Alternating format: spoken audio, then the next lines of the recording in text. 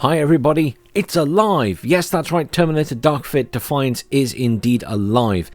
It's been quite a long time since we got a proper update, and honestly I've left it alone because the last news we got was actually that the original developer had pulled out of the project, but it looks like Slytherin has found someone else to take the reins. So the other day we got an hour-long live stream with an update about the game. I've watched it all the way through, taken notes, and now I'm going to summarise all that into a shorter video for those who didn't want to watch the whole hour-long event. And honestly, we got a lot of new information, including that there will be an upcoming beta, which I'll leave a link to down below. You can sign up to try and join in that. Obviously, I don't think you're guaranteed a place, but it's worth signing up if you're interested. So, first and foremost, there are going to be three main factions in the game. The first, which you kind of interact with the most during the campaign, is Movement. The Movement are basically a rebel group who are fighting against the machines. Now, the leader of this faction is called Jessica Kidd, and I believe we are going to get FMVs between all of the campaign missions with real people in, such as her giving you objectives and information. Obviously, harking back to the likes of the original Command & Conquer games. Now, the Movement are basically a group of rebels, lots of makeshift units as they fight against the machines, weapons strapped on civilian vehicles and repurposed civilian vehicles, and everything in the game can be upgraded and have new stuff strapped onto it. Now, other than the basic information about the faction, we've also got some information about some of the units. So there are infantry guerrillas. These are better trained than common militia, which will also be available. They get upgraded weapons, and furthermore, you can get upgrades and assign abilities to them. So, for example, better weapons, more ammo capacity, more men in a squad, remote control explosives, and also airstrikes that can be called in by these guys. There are also technicians which come in a squad of 3. They drive and maintain vehicles, they can direct airstrikes, they learn to perform explosive related tasks such as detonating enemy units or setting booby traps on them. They also get upgrades such as detecting and placing mines. There is also the armoured passenger trailer. This carries around 20 people at a time and can be turned into a mobile stronghold. It gets weapon and armour upgrades and can be moved or detached and left as a stationary placement. The second faction are the Founders, the former US military, led by Lieutenant Alex Church, which is your character in fact, who you play as during the campaign. Obviously, compared to Movement, they have better equipment, more powerful weaponry. Think basically modern technology with around a 10-year advancement. And also, as you move through the campaign, there will be more upgrades for these types of units. Now, speaking of units, they have also shown off a few here. So there's a sniper squad, which they say is going to be 3 people in size, although the picture only shows 2. These are good at taking out infantry. They get upgrades such as stealth and improved vision. So think of them a bit as recon squads, I guess. Then there is an infantry squad of 7 men. They target light and heavy units and get various upgrades for weapons, etc. Most units in the game have 4 or 5 ability slots, so there's plenty of upgrades and abilities you can give them over the course of a campaign. The last faction are obviously Legion, or the Machines. There's not a lot to say about their storyline yet, they didn't reveal a lot, but they did reveal a couple of units, the REV Terminator, which come in a squad of 3. These are very much like the Rev 9 from the Dark Fate movie, but without the skin. They are agile, fast moving, carry various weapons, they enter buildings at rapid speed to take out forces inside, they can destroy fences and walls, and have various ability upgrades which they didn't really discuss here. Then there are the Spider Bots. These are fire support units for the infantry. They are light and mobile weapon platforms, outfitted with large caliber weapons, but can be upgraded to use missiles, smoke screens, and also upgraded to have a light drone to give increased line of sight for a period of time. I should note at this point there are a number of other factions in-game that aren't actually playable, and they didn't discuss a lot about them here, but it's fair to say that we'll talk about them later during the campaign discussion. Okay, so in the background you can see there is going to be a mission playing out. I'll just let that run. It is just footage that they had on their live stream. And basically this is one of the campaign missions early on, I think the 2nd or 3rd mission in this ed, and this is set in New Mexico, south of Santa Fe, and you run into a battle that's already going on.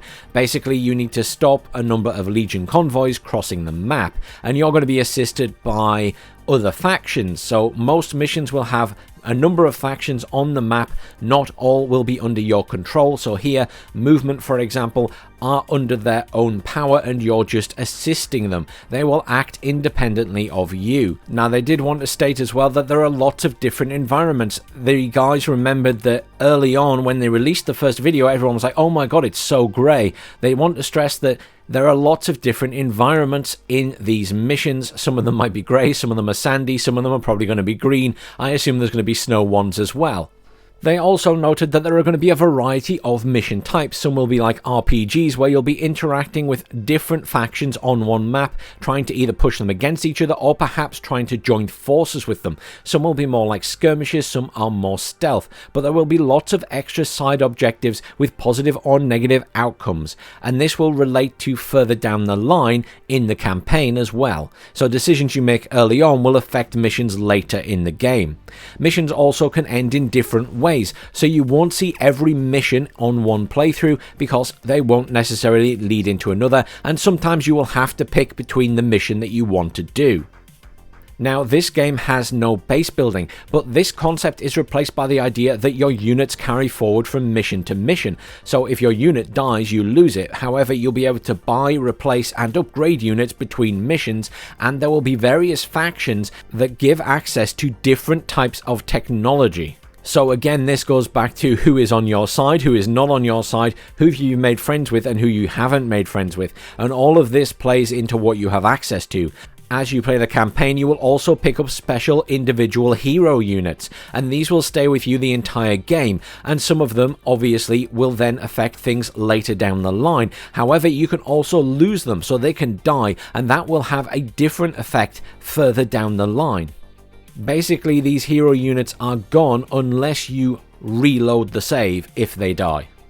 But I really love the fact that the campaign is not just one path. There are various outcomes, there are various missions that you will get to play through on different playthroughs, so it has a bigger replayability than most single player campaigns.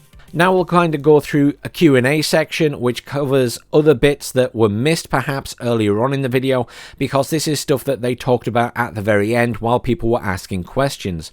So one thing, for example, is that vehicles have various damage levels. A Humvee could lose its wheels and need repairing, an engine could be destroyed, tracks could be knocked off a tank, but you can repair these vehicles. You can also sabotage damaged vehicles of the enemy, so when they come back, by the sounds of it, you could then detonate them, which I think is actually really cool in terms of, you know, catching someone off guard in multiplayer or otherwise.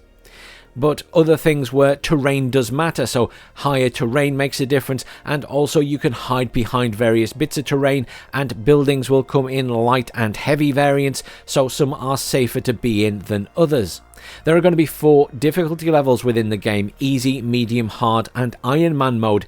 Iron Man mode is basically hard but with no loads or saves, so you know, once you lose a unit it is gone for good. Air support will vary from faction to faction. For example, the movement will get basically biplanes or crop dusters dropping rockets, whereas other factions will get more advanced and more directly targeted stuff. Infantry will have different movement stances, so they could be lying on the floor crawling around, or they could be crouching or running, etc, etc. It's not all fixed. They talked a little bit more here about carrying forward the units from mission to mission, which is you can buy them, sell them, change them, upgrade them. There are loads of layers of customization, and you get attached to the units. They're part of your army. You have made them, you have upgraded them, and it makes you not want to lose them during the campaign. Someone asked about playing as the Machines or the Legion. Yes, you can do that in the multiplayer, but not in the single player. The single player is basically about the humans right now, but it's possibly something that they may add in the future, it sounds like. Other units from the movies, etc. will really depend on IP, aka the rights of those units, and whether they have access to them, and whether it is reasonable to get them. They did let slip that there will be a faction called the Integrators, which will link different technology together, and this will be one of the factions you can buy things from between the missions, depending on how your campaign plays out, of course. They know that the campaign is single player only, but multiplayer will have skirmish up to 4 players, so 2v2s, 1v1s, etc, etc. Now, before we move on to sort of the conclusions, I just wanted to take a quick look at the UI from my side. Now, at the top here, there is a lot going on. There is a lot of information here. I think there might be a little bit too much. Hopefully, it has relevance, but I feel like there's a little bit too much going on there. Hopefully, they'll talk about this in the tutorial or whatever, and it'll make more sense. Down at the bottom, we can see the map, which is pretty much your standard mini-map, and then we have the unit selected next to it. And one of the nice things here is that you can see the different types of weapons, ammo, and fuel that this unit has. And obviously all units have many different ammo types, and this plays into supply for the game, so you will need to worry about supply, and there will be different supply abilities such as supply trucks, which can be deployed into a supply base and things like that. Now, honestly, I don't want to make this video any longer, so I'm not going to say too much more about the UI, etc., but I just wanted to get those focal points down. Now, overall, I think the game is actually looking really cool. A mix of traditional RTS games and some very fun features, such as carrying forward your army and lots of customization options, which I really like. Now, release is slated for winter 2023, so honestly, there's not that long to wait, and the beta is apparently on the cusp of being released, so if you're interested, please do check out the link below and go and sign up your interest. I think this is certainly one to watch for the end of the year, and I'm looking forward to seeing more of it as we get closer to release. Let me know down in the comments, everyone, what you think of this game so far. Thanks for watching. As always, like, share, subscribe, and I'll see you all soon.